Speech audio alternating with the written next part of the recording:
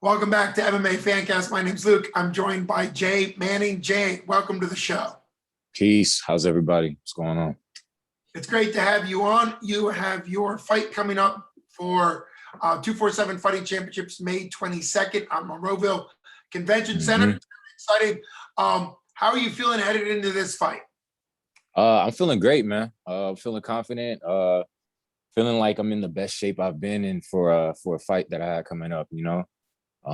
My opponent is somebody I was supposed to fight in the past. And that fight guy was ironically my first fight that I had supposed to have back when I was only doing Muay Thai and got canceled. So it's good to see this come full circle, and I get to owe this guy for 2 training camps now. So, Yeah, it sounds like you were already preparing for him for a Muay Thai fight. How do you adjust the Muay Thai game plan for MMA, or is it the same kind of striking style? No, it's completely different. So yeah, Muay Thai, it's more pure like striking and kickboxing. Or with MMA, there's a chance of somebody trying to take you down, going into jiu-jitsu, wrestling, and everything, which I train in as well. So change it up a little bit, change the technique, the strategy up a good bit, and just be prepared for whatever. So it's an all-around fight instead of just something that's a little bit more focused. And you've clearly had experience in the striking, and like you said, you're also prepared for wrestling.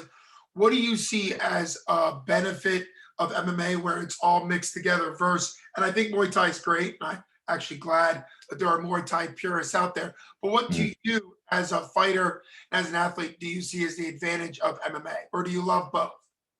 I love both, honestly. They're 2 different types of chess matches if you really get into it.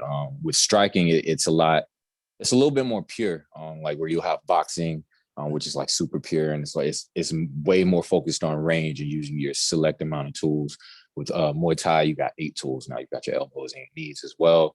There's a clinch and things like that. And then with MMA, you get to add in just those extra chess pieces, and you get to just play around with a lot more. It's a lot more pieces on the board that you can use, but at the end of the day, it's just how you use them. And just like I said, it becomes a whole chess match.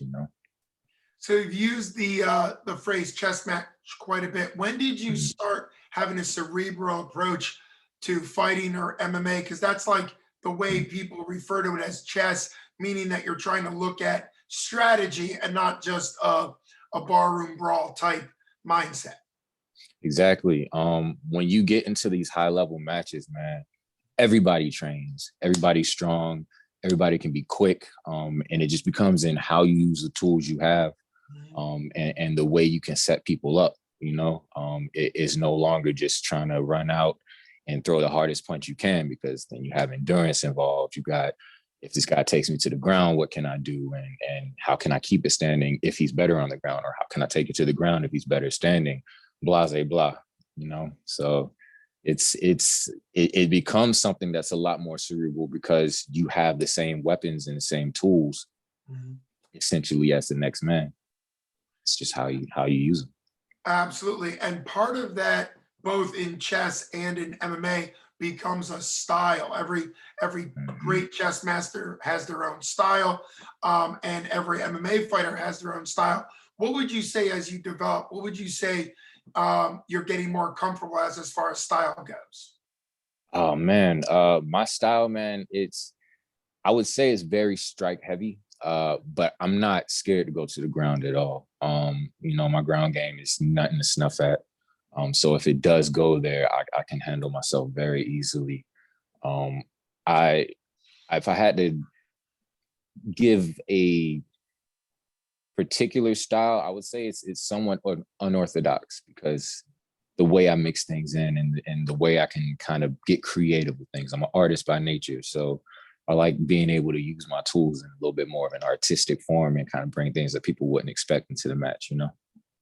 Well, anytime somebody describes themselves as an artist, when they're talking about MMA, I think of the great GSP, who on many occasions has said that he's not a fighter. He's never been in a street fight in his life, and he is a mixed martial artiste, is how he says it. So artiste. That's the best accent I could do. I doubt it was doing it justice.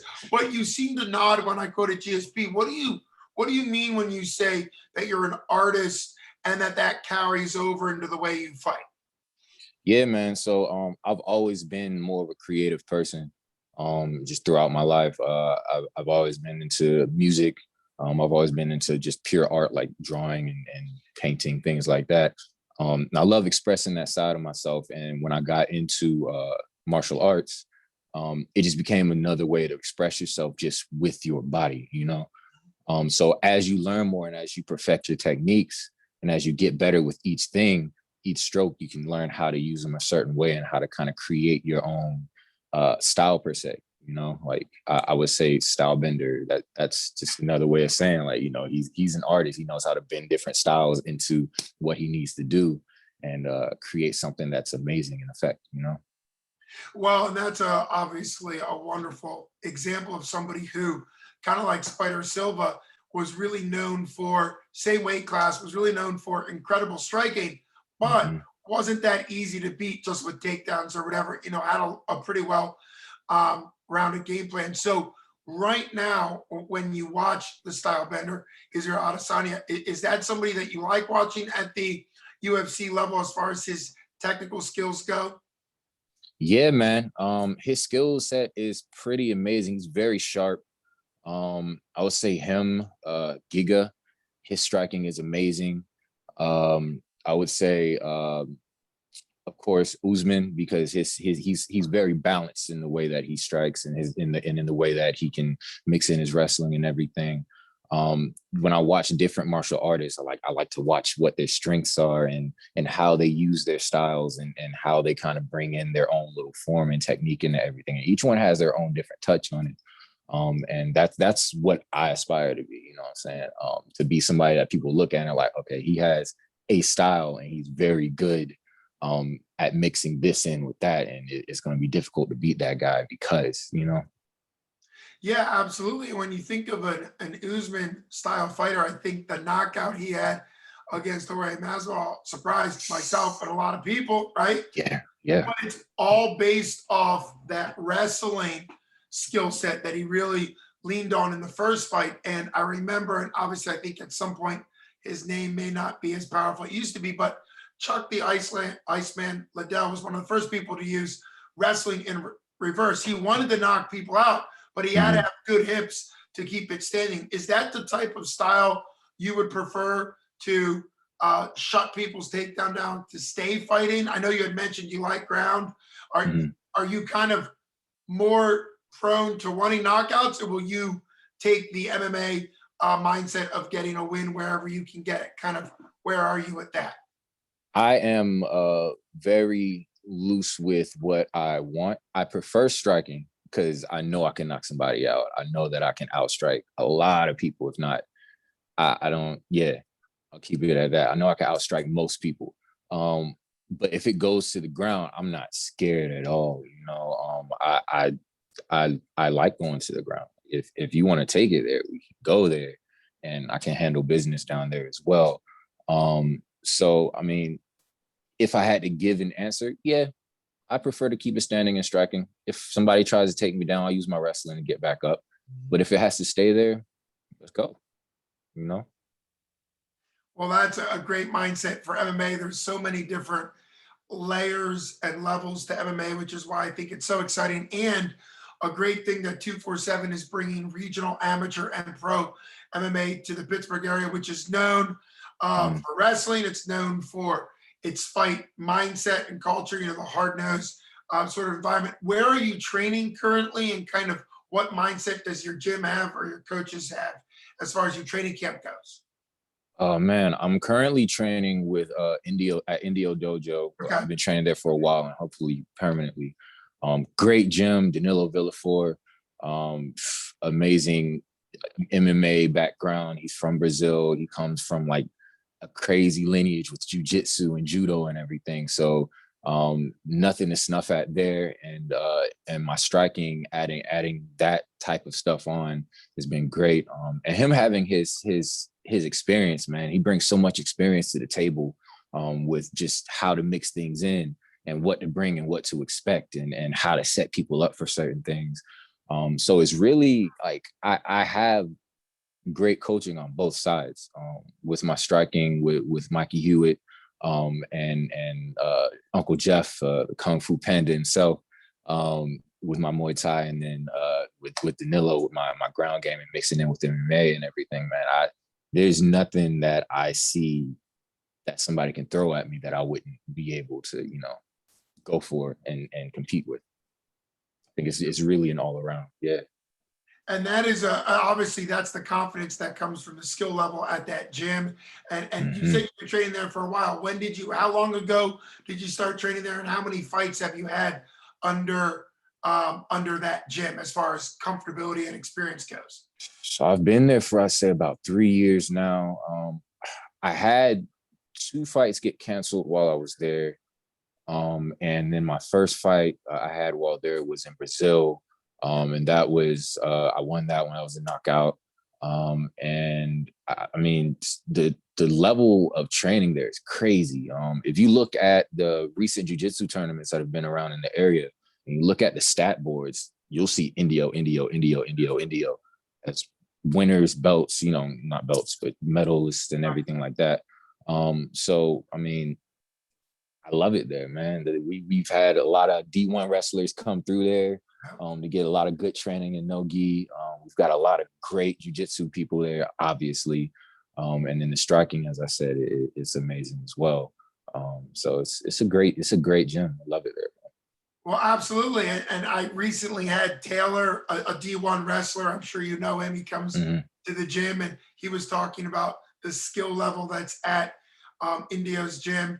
And I think what's going to be exciting, because it's still a fairly recent gym, is as it moves into MMA. There's a beautiful culture of BJJ, as you were mentioning.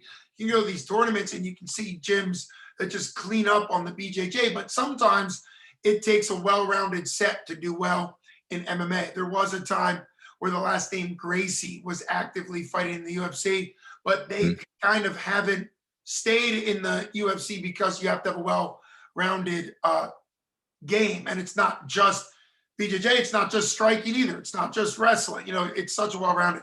Now let's talk about your experience in Brazil. Obviously, your coach is Brazilian, has a ton of connections, and has all his people from Brazil. But what was it like traveling there? How long were you there? You obviously took a fight there. So what was the Brazilian culture? Do you speak Spanish or Portuguese? I guess Portuguese. What was the whole experience like? This is fantastic. Oh man, that shit. That I'm sorry. Can I cuss? Can I cuss or no?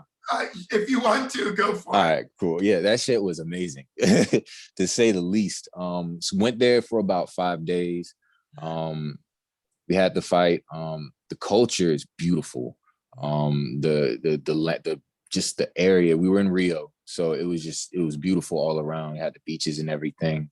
It was a bit of a shock coming from Pittsburgh to like a place that was so like humid and hot and everything. I'm from South Carolina originally, so I'm used to the humidity and heat, but just being down there for only 5 days after a camp up here kind of was a little bit of a culture shock. It was in January and it was like cold up here and hot down there. So that was a bit challenging. But I'll say that just overall, it's a great culture down there. We trained at Brazilian top team while we were there. A lot of great fighters there, a lot of great guys there. And just being down there and picking up a lot of the culture, the technique, the different ways guys strike and utilize their abilities down there. I think it was an amazing experience. And no, I don't speak Portuguese. I learned like one word while I was down there, obrigado, which is thank you. I made sure I said that. Yeah, look, I said that everywhere. It was the one word I needed to know. But having Danilo was great because he was able to set things up. He was able to, speak on my behalf and let me be like a translator as well as a coach, as well as like a what I'm saying, being in my corner and everything down there. Man, if you ever get a chance to go, I would definitely say go. And if somebody's ever looking for a great place to train, I'll say Brazilian top team is a great place to go for sure. Well, it's wonderful to hear your feedback from your trip, and also the exciting opportunity you took to go from Pittsburgh to jump into a different culture. We see it typically the other way. UFC Embedded is usually showing fighters at the UFC level, coming from Brazil or another country, transition to the United States through translators and whatever. But obviously you went the other way, which is great. Given the fact that most commands from the referee is given in whatever language that culture is, you were obviously fighting and the referee was speaking in Portuguese. Was that something that was unusual, having to take commands in a different language, or did you just kind of not worry about it because you know the rules and you were just going to fight without worrying about the language? Because I always wonder when in the UFC, when rules are given in English, or the referee tells somebody, get your hands out of the, get your fingers off the cage, and they're a Portuguese fighter, I don't know how many commands they know. So how was that for you fighting under a Portuguese language ref? I definitely had to make sure I knew the rules beforehand. I double, triple checked the rules and everything, just to make sure before I went in that I knew what I couldn't do and that I didn't go too far out of line in any way. But it was definitely a different experience. When I had dude on the ground, I was doing the ground and pound and everything, and the ref was like saying, I didn't know, like, I was like, is he gonna stop me? Is he telling dude to defend himself? What's going on right now? But at the end of the day, I kind of blocked it all out, just kind of focused on the fight itself. I knew if it got too far, a ref would pull me off, or he would stop whatever I needed to do, or let me know, or kind of show me if I got too far out of line, But it was, like I said, a dope experience. I would say like the language barrier was definitely heavy, but they did do their best to accommodate. It was dope. And that's just incredible to hear that you're willing to take that opportunity, and your coach and have that relationship with the Brazilian top team. And I'm always excited, being connected to 247 Fighting Championships. I'm excited that right here in Pittsburgh, they're putting on fights that are very relevant. Kama went to the UFC right after being a champion. Obviously, John DeJesus went to Bellator right afterwards, but also you have and your coach's brother fought for 247 in a pro. Yuri, yeah. Yeah, Yuri, yeah. And when I had him on the show, he was talking quite a bit about his brother opening this gym and getting established this a couple years ago, and kind of their passion to see his brother do well as a gym owner and as a coach in Pittsburgh. So it's just really cool to see the dynamic scene of Pittsburgh MMA, and obviously it would be really exciting to continue to see great fighters come out of Pittsburgh. So now that we have talked a lot about that stuff, what do you know about your opponent coming in this fight? What's the mindset coming in? I know you said you were going to fight him in Muay Thai. Is that kind of the strategy now? You were going to fight him twice before. Do you think your opponent's the important part, or are you mainly focusing on your preparation for how to make you better? Or kind of what's your mindset there, Jay? A little bit of both. I always look at my opponent. I always check out what the strengths are, if there's anything I need to watch out for, things like that. He's a decent striker. Not gonna talk too much shit on him, but I'll say he's a decent striker. His ground game is pretty solid from what I've seen, but I don't think he outpaces me in any field. I'm in, like I said, some of the best. I'm in probably the best shape I've been in since I ran track in college. My striking is getting nothing but sharper, and I've got years in on my striking. My ground game is getting nothing but better and sharper. I'm learning more every day, especially being under Danilo and rolling around with such great guys such as like Taylor and a lot of other wrestlers and everything. And I think that I'm well prepared to go into this fight. I think it's just a matter of going in and executing what I prepared to do at this point, Yeah, well, I mean, I think that's hopefully where every fighter is, right? It's just about executing your game plan. You have the great coaches, you have the great coaches around you, you have experience fighting under them, which is always exciting. You're going to have several teammates fighting on the same card or cards. Obviously, this is a two fight day, which is exciting. What are you excited about that? Are you on the early card, evening card? Kind of what's your excitement level for being around a full day of fights? Oh man, this is going to be amazing. 24/7 has always put on great promotions. And to be able to be a part of it in the first place is amazing. It was my first fight in the U.S. My first MMA fight in the U.S. in Pittsburgh and everything. So I get to have family come from South Carolina. I get to have friends come from all around the city and pull up and watch me fight. And just to be able to, I'm on the first card. So to be able to go in there, handle my business, and then watch my teammates go in. Got another teammate, Hunter. I think he's on the 7 o'clock card. So go in there, handle my business on the 1 o'clock card, get to spend some time with friends, family, and everything, and then go back and see the later card. It's gonna be dope, man. It's gonna be dope. I get to both be a part of one and watch the other one, you know, and enjoy it as a fan as well as a fighter. It's gonna be dope.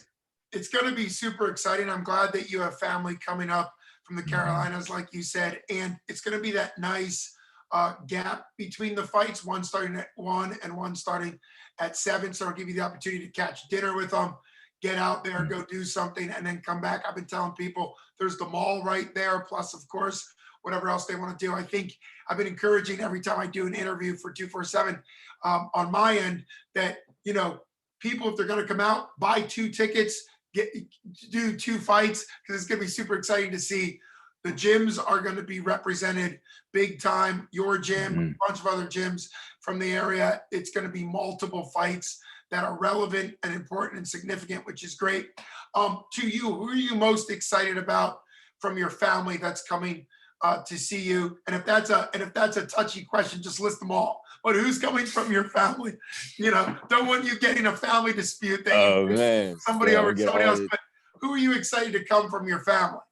Of course, my mom's coming up. I just had a baby actually this morning, so I doubt she'll. Yeah. I'm in the hospital now. You can't tell I'm in the hospital. I kind of wondered where you were. This is incredible. My man. At a hospital room right after baby was born. This is great. Well, thanks for coming on. Oh, no doubt, man. No doubt, man. Congratulations to you. What's the baby's name? Aria. It's a little baby girl. Aria Elizabeth. So sweet. Aria. Yeah, man. Yeah. So she's right here with mommy right now, getting all the love and stuff.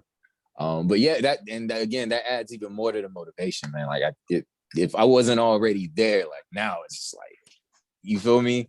This is incredible. From my side, this is just magic happening right here, Jay. And I haven't even gotten to see you fight, so it'll be exciting. But this is a high point in my interview career to interview you here. It's such an important day in your life, and it shows the commitment that you have, obviously, to your family, but also how much of a passion MMA has in your life. You mentioned track in college. What events did you do in track, and how do you think that translates in any way? In what way do you think it translates to MMA? Okay. So I ran my freshman year, I did like the 400 hurdles, the 110 hurdles. In my sophomore year, I trained for the decathlon. And I kind of like messed my back up a little bit and got out of it and stayed in shape and everything. The track, I always tell people, is like one of the best sports to be a part of because it prepares you all around as an athlete, you know? It's explosiveness, your speed, your body mechanics, everything just is so primed and ready to where once you start adding technique and learning how to move properly in a arena, in a fight, in the cage, in the ring, there's damn near nothing that can stop you. It just translates so well, man. I mean, the track and field experience has definitely kept me and brought me to a different area as far as you hear crying in the background. Beautiful. That's beautiful. Yeah, brought me in a different area as far as like just being able to move and being able to be where I want to be when I want to be there, you know? And yeah, it's amazing. It's amazing. Well, it goes a long way to recognizing that all sports breed athletes that are good at something. I think you're right to point out that track as an individual sport breeds mentally tough athletes that are used to performing. Yeah, the mentality too, yeah. Exactly, under pressure. And I'm actually a track coach. I coach jumps, and I'm constantly, for a small Division III college, Waynesburg University, shout out, just now we're south of Pittsburgh. We just shout out finished Waynesburg last week. Yeah, Waynesburg. Okay.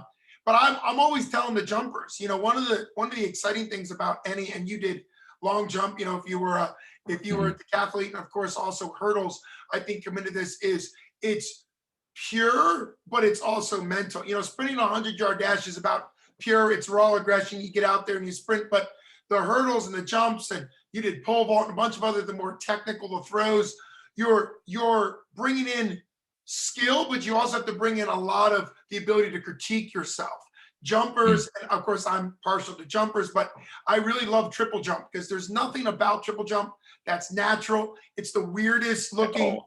event, right?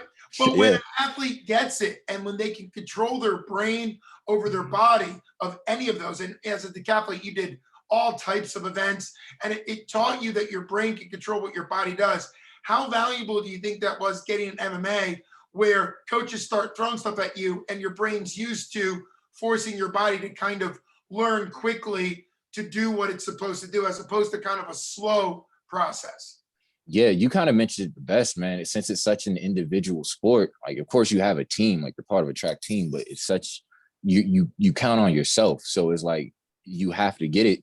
And if you don't, you have to make yourself find a way to get it, whether it be tweaking your technique or whether it be learning the basics of the technique or whether it be figuring out how and where to push harder on something, whether you need to push harder on the first jump or the second in that triple jump, or whether it be whether it be the first step after the hurdle that you feel like you're weak on, or whether it be like you getting over the hurdle and your technique.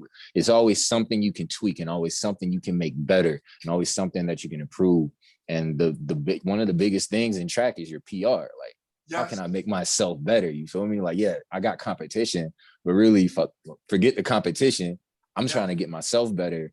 And when you get into that mentality, man, it's almost nothing that can stop you, because once you're in the competition, of course you're competitive, but if you're focusing on making yourself better on top of everything else, it just changes the whole dynamic of how you learn. And the fight game, like you said, the fight game ties very well into a PR, because even though you're fighting another human, you're trying to do Hmm. better than you were yourself. So you're Hmm. constantly trying to, whether it's win or lose. And I think a lot of times wins, and of course you had a great win in Brazil, Definitely. wins, you still want to critique yourself, because if you're not Hmm. looking at ways to get better, sometimes Hmm. winning becomes its own challenge and its own problem, because you have to still desire to progress. And that's a track mindset, yes, for track, but it's a track mindset. No matter what you're winning or what you're setting record wise, you are always competing against yourself. And when you have Hmm. that mindset, when it comes to MMA, obviously that continues it as well. So I appreciate Exactly. you taking time out of a day you will remember forever, because it's your baby girl's Yeah, birthday. man. So it's so exciting that you spend time with us.